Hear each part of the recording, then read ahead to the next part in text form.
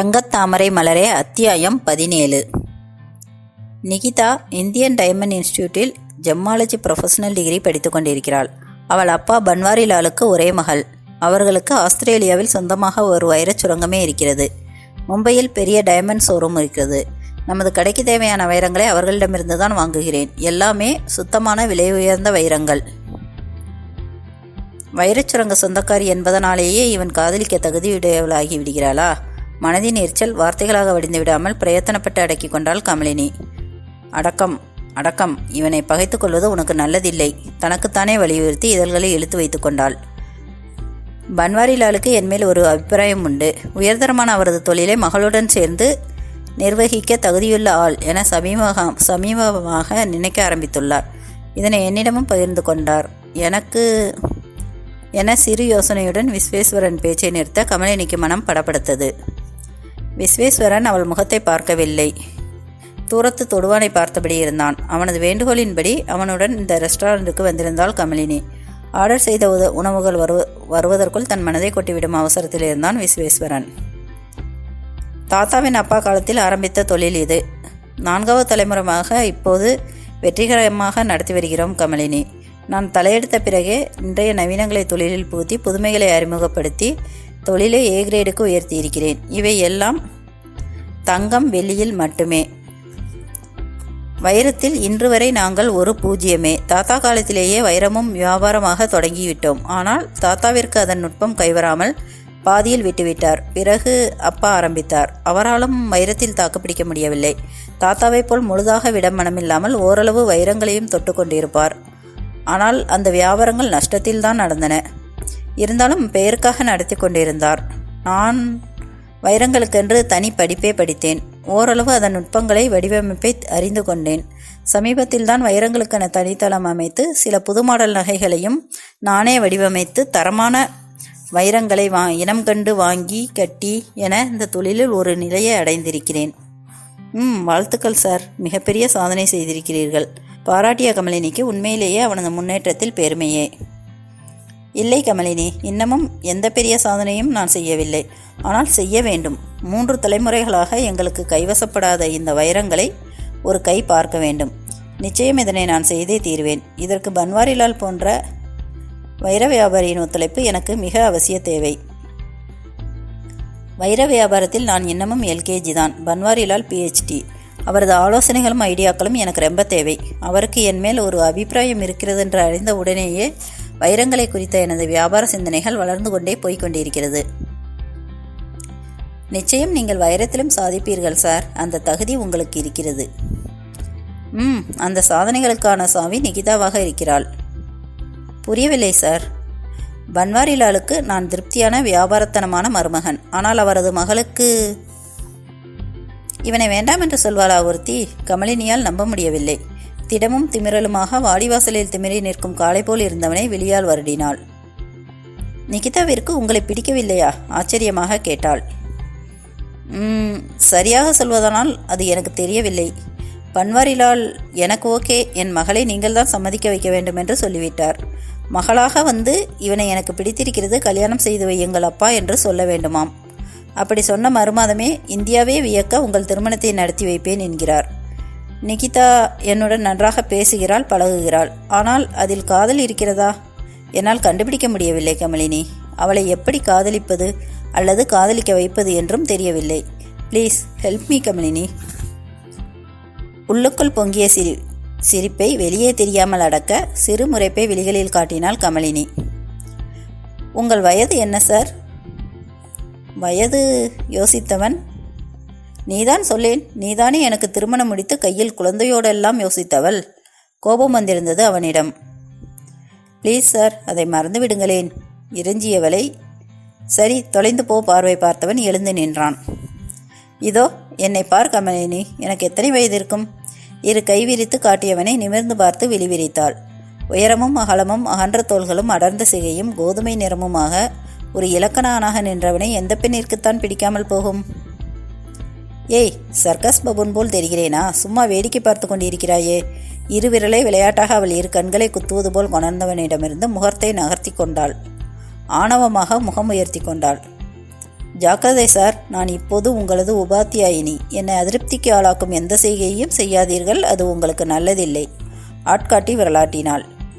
விஸ்வேஸ்வரன் சட்டன முகத்தில் பவ்யமும் பணிவும் கொண்டு வந்தான். சாரி டீச்சர், ப்ளீஸ் பாடம் சொல்லித்தாங்க டீச்சர்.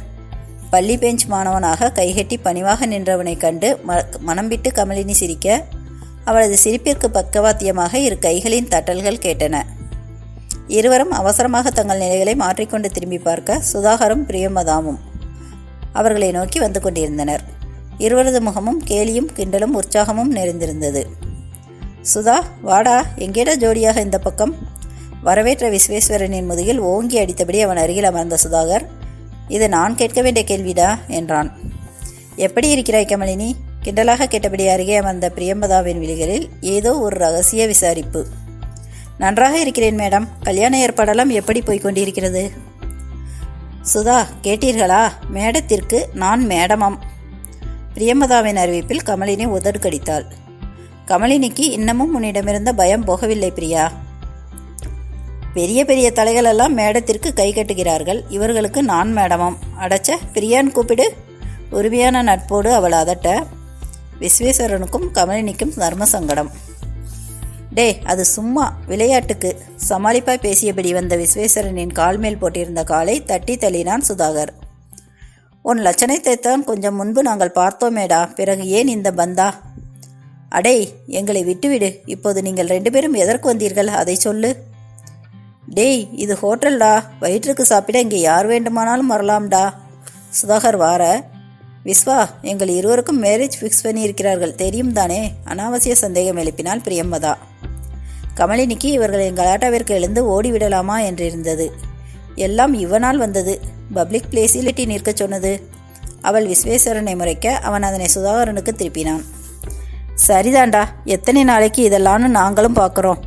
இப்போது எங்கள் ஃப்ரெண்ட்ஸுகளுக்கு பத்திரிக்கை வைத்து கொண்டிருக்கிறோம். வழியில் உங்களை பார்த்தோம். இதோ உங்களுக்கும். விஸ்வா, உங்கள் வீட்டில் அம்மாவை பார்த்து கொடுத்து விட்டோம். இது உனக்கு. கமலினி, வழியில் பார்த்து கொடுக்கிறோம்னு தவறாக நினைக்காதீங்க. நிச்சயம் எங்கள் திருமணத்துக்கு வர வேண்டும். இருவருமாக சேர்ந்து கொடுத்த அழைப்பிதழை முகம் நிறைந்த மகிழ்ச்சியுடன் வாங்கி கொண்டனர். நிச்சயம் திருமணத்திற்கு வருவதாக உறுதியளித்தனர். அத்தியாயம் 18. அழகாக இருக்கிறாய் கமலி. புவனா நெகிழ்வோடு மகளின் 2 கன்னங்களையும் பற்றி நெற்றியில் முத்தமிட்டாள். வேலாயுதம் கலங்கிய கண்களுடன் மகளின் தலையில் ஆசீர்வாதமாக கை வைத்தார். தாமரைப்பூ மாதிரிடி என் மகள், எப்படி மலர்ந்து நிற்கிறாள் பாரேன். பெருமையோடு மனைவியிடம் மகளை சீராட்டினார். நம் மகள்னு சொல்லுங்க. பாசத்திற்கான உரிமை கொண்டாடிய தன் பெற்றோரை வாஞ்சையாக பார்த்தவள் இருவரின் தோள்களிலும் கை போட்டு கொண்டாள். வேலாயுதம் புவனா தம்பதியின் மகளாகிய நான் இன்று மிக அழகாக இருப்பதாக உணர்கிறேன். அறிவிப்பு போல் பேச தந்தையும் தாயும் மனமிட்டு சிரிக்க, அப்போதுதான் எழுந்து காலை காஃபிக்காக அடுப்படிக்குள் வந்த கனகவல்லியின் கண்களில் இந்த பாசப்பிடிப்பு விழுந்தது. அவளது கண்கள் கனன்றன, வயிறு எரிந்தது. விடிந்தும் விடியாத அதிகாலையில் இந்த குடும்பத்திற்கு என்ன கொஞ்சல் வேண்டி கிடைக்கிறது? அவள் பார்வை அலங்காரத்துடன் நின்றிருந்த கமலினி மேல் குரோதமாக விழுந்தது. கமலினி அன்று கட்டியிருந்தது சாதாரண இளம்பிள்ளை காட்டன் சேலைதான். இளம்பிள்ளை என்பது சேலம் அருகே உள்ள நெசவு தொழிலாளர்கள் அதிகம் இருக்கும் ஒரு ஊர். அங்கே மிக தரமான பருத்தி புடவைகள் தறியில் நெய்யப்படுகின்றன. மிக குறைந்த விலைக்கும் கிடைக்கின்றன. கல்லூரியில் படிக்கும்போது தோழிகள் அனைவரும் நெசவு தொழிலாளர்களின் நன்மைக்கென ஒன்றாக பேசி முடிவெடுத்து இளம்பிள்ளை ஊருக்கு சென்று மொத்தமாக ஆளுக்கு 2-3 புடவைகளை வாங்கி வந்தனர்.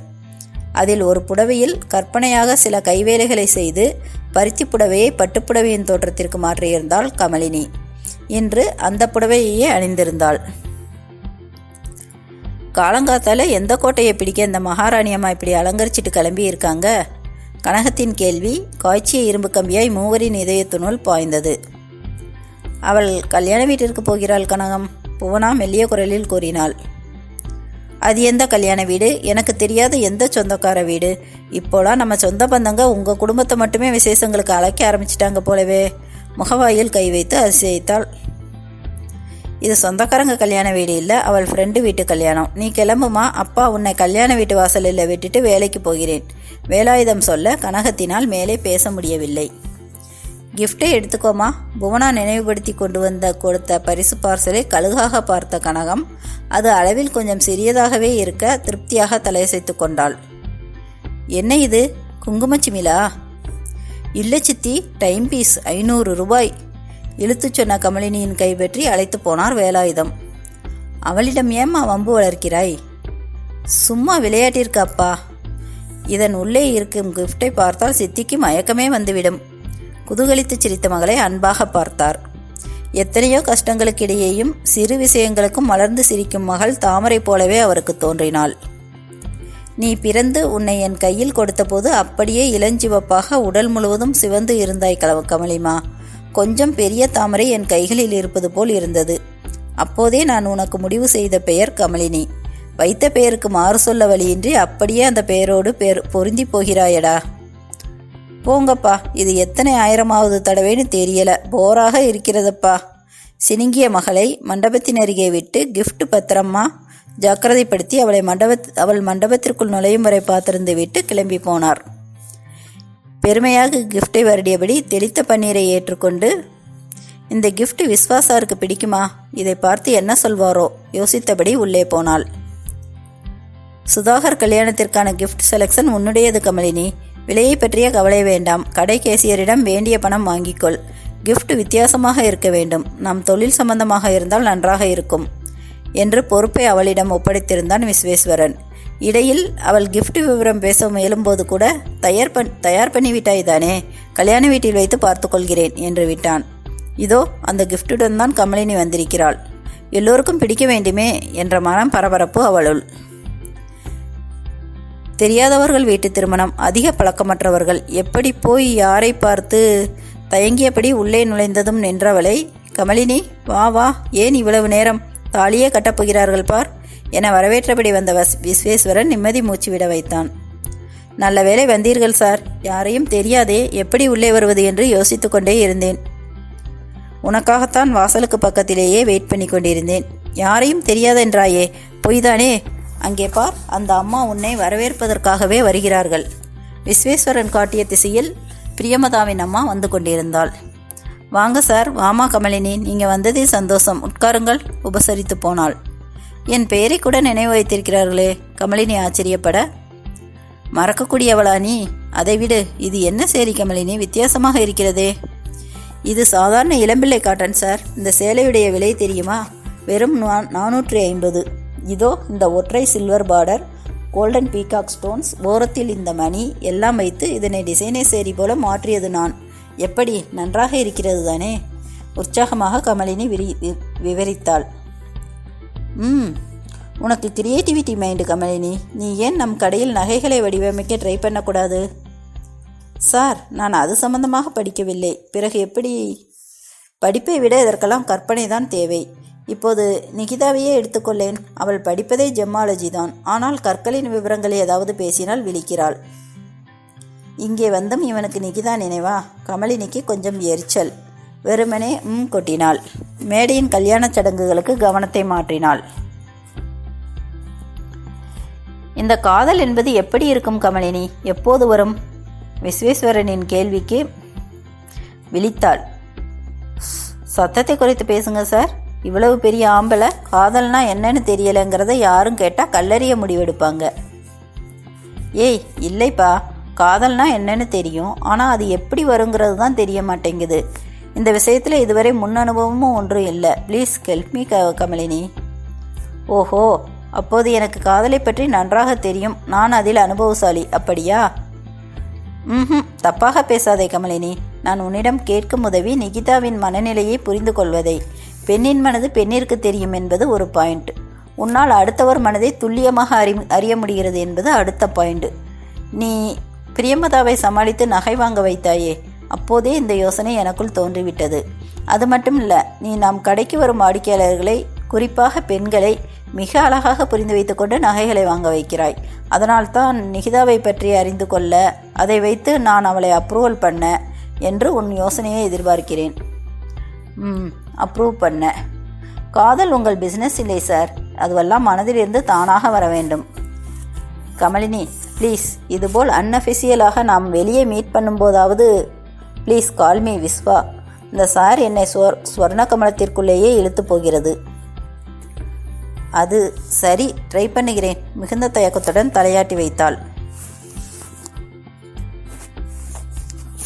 அது எப்படி? மனதிலிருந்து வர வேண்டுமா? அது எப்படி வரும்? எனக்கு அப்படி எதுவும் வரவில்லையே. கமலினி அவஸ்தையுடன் தலையில் கை வைத்து கொண்டாள். முருகா, என்னவெல்லாம் பேச வேண்டியது இருக்கிறது, முணுமுணுத்தாள். அவள் கையை எடுத்து விட்டான். காதலை பற்றி பேசுவது கூட தவறா கமலினி? காதலை பற்றி காதலன் காதலி தான் பேச வேண்டும். நாம் நண்பர்களுக்கிடையே காதல் பேசக்கூடாதா? பேசலாம் தான். ஆனால் நான் ஒரு பெண், நீங்கள் ஆண். நாம் எப்படி? எனக்கு சில விஷயங்கள் பேச கூச்சமாக இருக்காதா? சிவந்து கிடந்த அவளது முகத்தை கூர்ந்தான். நான் காதல் பற்றி தான் கேட்டேன் கமலினி, செக்ஸ் பற்றி பேசவில்லை. எதற்கு இத்தனை கூச்சம்? அவனது விவரத்திலில் கமலினிக்கு ஆத்திரம் வந்தது. ஓ, அதை பற்றி கூட பேசுவீர்களோ? ஏய், பேச்சை மாற்றாதே. பேச மாட்டேன் என்றுதான் சொல்லிக் கொண்டிருந்தேன். போடா, நீயும் உன் ஃப்ரெண்ட்ஷிப்பும் உன் வேலையும் என உதறிவிட்டு போய்விடலாமா என கமலினி யோசிக்க ஆரம்பித்தாள். ஆனால் என்ன, ராஜினாமா கடிதமா? விஸ்வேஸ்வரன் கிண்டலாக கேட்க, இல்லையே, எதற்கு ராஜினாமா? கமலினி ரோசமாக மறுத்து கொண்டிருந்த போது மணமக்களுக்கு கிஃப்ட் வழங்க அவர்கள் நின்ற வரிசை மேடை அருகே வந்துவிட்டிருந்தது. தற்காலிகமாக தங்கள் வாதத்தை நிறுத்திவிட்டு இருவரும் மேடை ஏறினர். ஹேய் விஸ்வா, என்ன கிஃப்ட் இது? உனது கிஃப்ட் எங்களுக்கு ஸ்பெஷல், சுதாகர் கேட்க, சாரி சுதா, நான் கொஞ்சம் பிஸி, அதனால் இந்த வேலையை கமலினியிடம் தள்ளிவிட்டேன். இதற்குள் என்ன இருக்கிறது என்று கூட எனக்கு தெரியாது. பிரி, உங்களோடு சேர்ந்து நானும் பார்க்கிறேன். விஸ்வேஸ்வரனின் விவரிப்பில் மேடையில் இருந்தவர்கள், கேமராக்கள் என சகல கண்களும் கிஃப்ட் மேல் விழ, சுதாகரும் பிரியமதாவும் ஆர்வத்துடன் பிரிக்கத் தொடங்க கமலினியின் இதயம் படபடவென துடிக்க ஆரம்பித்தது. எல்லோருக்கும் பிடிக்க வேண்டுமே. 18வது அத்தியாயம் நிறைவுற்றது.